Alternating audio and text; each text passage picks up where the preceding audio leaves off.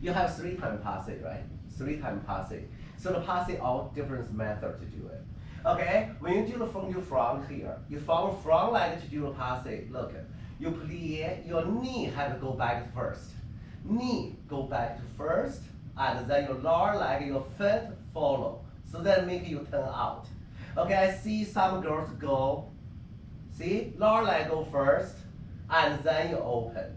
You make 2 steps to finish this. I need 1 step.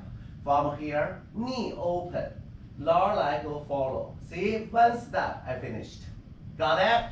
When you do artistry gang, totally different. So artistry gang is stay here, right? Plie. When you do really Passé, I see you just bend your knee to here, and then pulling up. You also use 2 steps.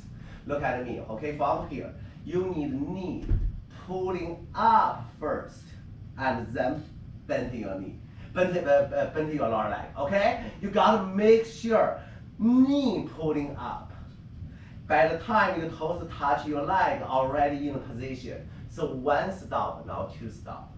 When you do the back, one thing I need to add on. So from here, I say lower leg go back, right? So look, actually your tailbone go back.